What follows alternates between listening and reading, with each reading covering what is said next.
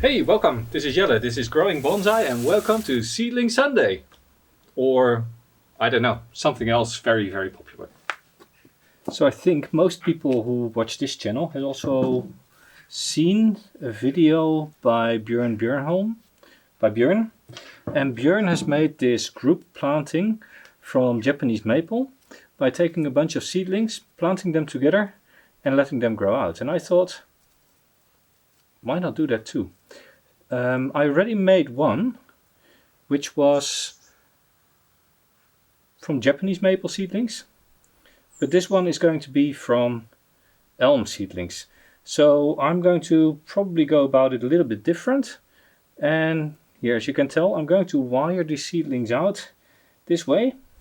In any case, I have here a whole tray of elm seedlings. I took these seedlings, in fact, I took the seeds early spring. There's a video on germinating elm seeds. There's a video on germinating elm seeds. You can find the link down below. Don't go there now. If you do, make sure you mark this video to watch later. Then take a look at the video of the elm seed sprouting. Come back and see the follow-up. Any case, let's get started. 230, 231, 232, 233. Or was it 232? You didn't really think I was going to count all of them, right? So let's get a few from the center for my bigger pots. Really, they have really grown together and I should have done this before. Let's give them a little shake, substrate is off and pop them right into some water. For a group planting like this, you want an odd number of stems. So we're going to start with, say 11 of these seedlings. Let me wire those out a little bit. And the reason why I wire them out is I want the roots of each plant to go out and over.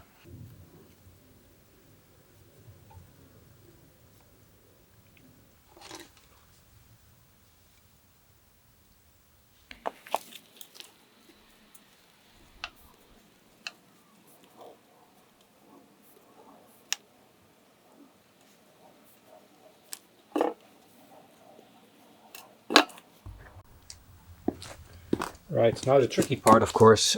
I want it to be a little bit mounted so that I can plant the seedlings easier.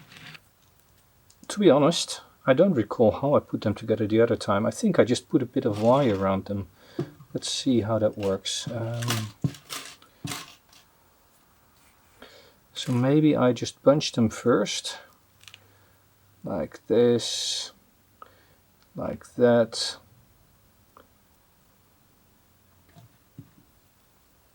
Gonna have a hard time getting the wire out later on, but that's for next season's problems. So now, if I put a little wire around them, come on. No, not too tight. Now they'll stay together. And in theory, I can spread out the roots, just like that. And position each root in its own space. I think that is pretty okay.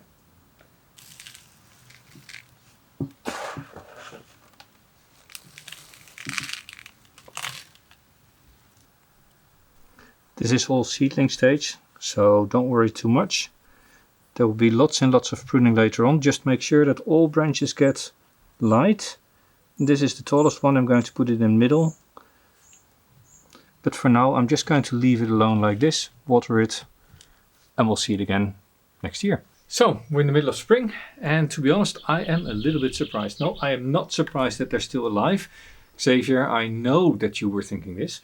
No, I'm actually a little bit surprised that these, in the tiny little pots, grew better than these in this big pot. And the little clump that I made, now look at that. How cool is that? Again, I'm just going to put it out in the sun, and in a couple of weeks, when it's grown a little bit stronger, I'll wire it out again.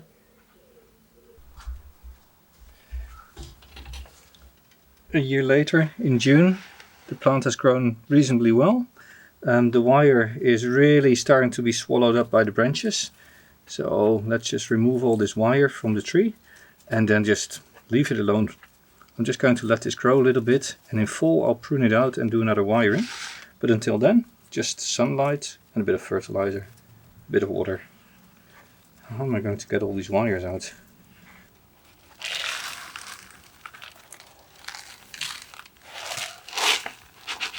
And in the middle of July, this clump is really picking up steam. Over are the days of very little fertilizer and going for short internodes. I'm going to fertilize heavy now and get this to explode hopefully over the last couple of months of summer. See whether I can get these ones to fatten up. So, first week of August, they're growing quite well. I think it's time to check a little bit because there's of course a wire here around the roots. Let's make sure it isn't biting in yet, which in fact it slowly is. So I'm going to remove the wire today. I think they're now close enough, and actually here they seem to start fusing. And then I will have to decide what is the main tree, and I'll wire the rest out. Because otherwise I just have straight stalks, right? Don't want that. Actually, I also don't want those weeds, so those also need to go. So if you look here, the wire is slowly starting to disappear here in the bark. There as well, and now I can remove it. But first I want to wire these out. To make sure that this doesn't break any connections, I'm first going to wire, put it all in place, then remove this one. What you'll find online is a lot of people who say don't work with seedlings, and if you grow from seed it takes 5-6 years before you can do anything on them. That is like bonsai. I don't agree with that position. In fact, you can see these are now a little bit over a year old. They have been wired once already, they have been repotted twice, and now I'm going to wire them for the second time. And the result is that you now already in the base of these little young plants have tiny little wiggles. Yes, most of this will disappear if these branches get twice as thick, but you will still see this little pattern without actually having to cut. So now I can still use quite thin wire. This is only 1.5 millimeter of aluminium. I'm going to wire each of these branches out. Also the first side branches that you see occurring here, I'll wire out, and then I'll just basically put them outwards as a little tulip, and I'll select one trunk, the thickest trunk, to be the central trunk, and the others to the outside. This is going to be the biggest tree. It's going to sit more or less in the center of the group, so this will need to come more to the front, and that will have to go. But then I have a nice grouping. Now everything is wired out. I've not wired the lowest bases of these trunks. I've only done that for these. You can see I've wired very, very loosely because I expect all of these to really start growing later on in this season. And now I'm just going to take these low side branches, give them a little bit of a wiggle at every leaf, so that if I get side branches on these, so basically I get secondary branches, they will have a little bit of movement already. I'm going to move everything a little bit outward. It is a little bit awkward what I've done here. This needs to come to the front, otherwise it really looks crazy. Then a tree will be growing inwards. So I'm going to bring this branch to the front. At the base you bend it, coming to the front and to the side, and probably later on I will just clip it off, but right now it helps in thickening the lower trunk, which will aid in making this the main tree. Here there's a side branch. I bring this down and up, wiggle it all around, just like that. This main branch also growing out a little bit to the left, to the right, left. Oh, the wire has come off. I should do this back, just like that. As said, very loosely, so that the wire doesn't grow in, but give it a position in its own space. These trees in the end, they need to work together as were it all developed as one tree, right? In one little forest, the trees don't compete with each other anymore once they have settled, because then they've all occupied their own space. What did I say? This one is the main trunk, so that is going to go pretty much vertical, but not straight. Just like that. And this comes a little bit to the front. This is a nice thin side trunk that can come up on the outside. So what I do, I let it grow and then come out and then up again. This is a very big one, and I don't want this to be a lot fatter because it comes from here. That's this trunk. I'm going up all the way here. I'm going to shorten this so it doesn't fatten up as quickly. And then I'm going to bring it in here. Gonna be a little bit complex because it is already older. Touching upon, why do I do this now? Basically all these branches have grown over this year, right? Which means that they're still flexible. They're not completely lignified, so they don't break directly. But over the next couple of weeks they will lignify. And that's when they'll harden. That's when they'll set in place. So doing this now means that you only have a couple of weeks before these are set. And I can remove the wire after that. This is a little difficult one. This is a small one. Right. Now the only thing left to do, I really want to make sure this gets the heaviest. So I'm going to prune the growing tips out of these, which will mean that they will start pushing more side branches. But this will hopefully then extend the most, therefore staying the strongest. Right. Not to forget, of course, why did I start working today? I still have to remove that little wire here. And I can only hope that indeed these trunks are quite stable in their position. Can I actually get this out? Yeah, this was really grown in already.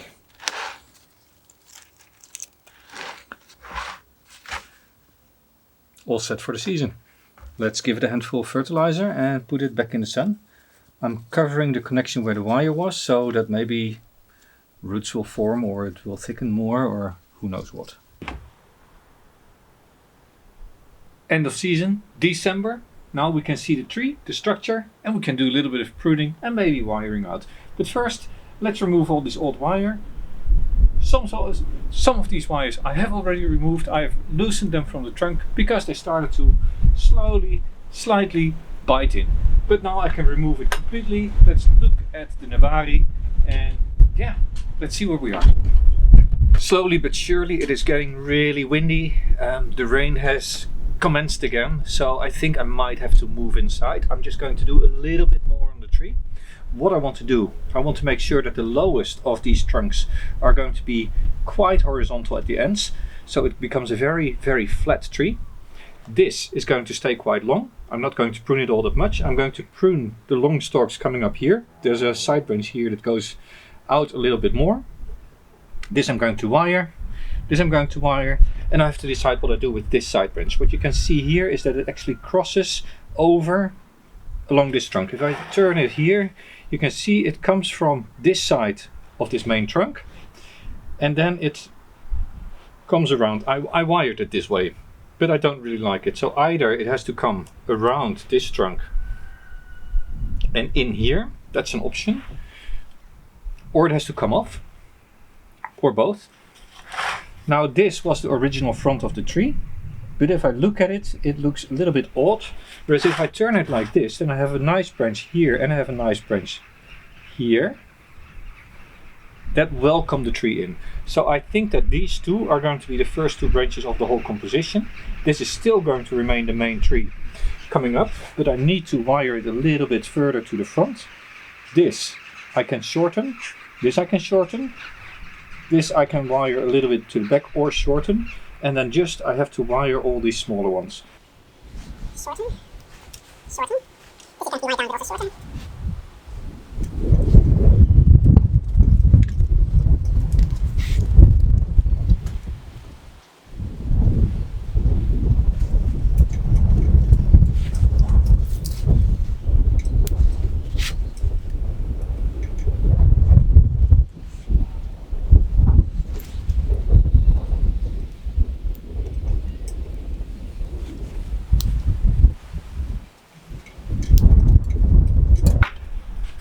Trunks have not fused, but still I'm going to do a bit of root work to improve the Nabari. Let's take it out of the pot.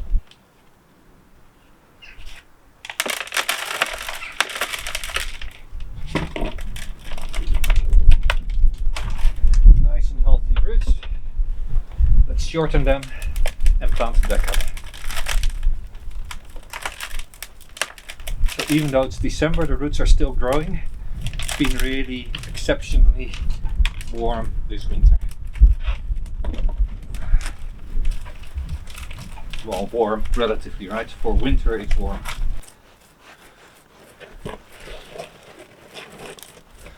Gently scraping away the substrate from the surface to see where the nabari starts. In the end, I'm not going to leave a lot of roots on, so I am very tempted to just take my knife and cut the bottom off, but first I need to know where the main roots are.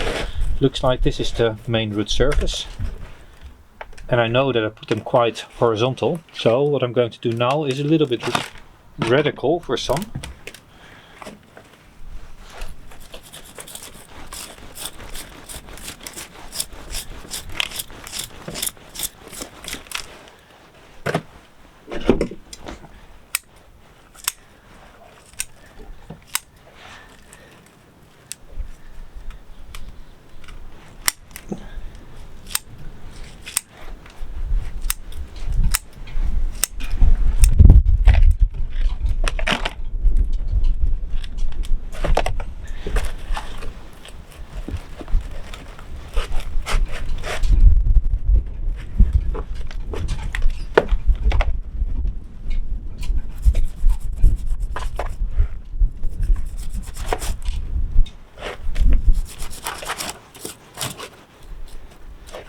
Elm, of course, being notorious for creating heavy roots, will take this quite well. Many other plants do not like this sort of heavy handling of roots. In the end, what I'm after is a very, very shallow root ball. I'd say that's a very shallow root ball. I'll plant this back up in the pot and then it's done for a new growing season. Bit of a dilemma, really.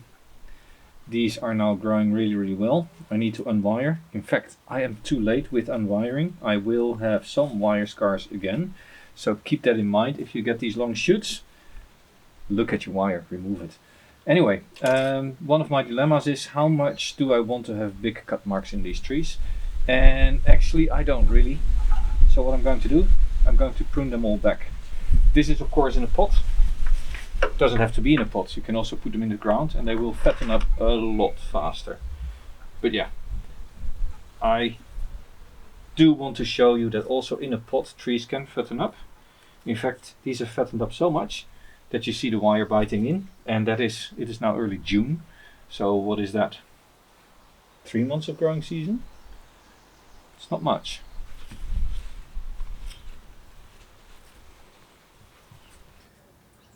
Almost in September, so we are heading into fall. Yeah, this tree just keeps on growing, and what you do notice is that really this top dominance keeps on spoiling the image. So it is quite normal to, throughout the growing season, keep removing this top growth and just leaving a leaf or two, and with that aiding the lower branches a little bit. Always keep in mind that when you prune, the bud that is on top will start growing. This is an outward bud, so just clip above that so it grows outward automatically. But this is the only way to get the bottom branches to ramify a little bit. These are really held back by the top growth. Right. I guess we are now also headed towards the end of this video, because you know, this is just the starting of a bonsai. Now I can continue developing it the way I have been developing it.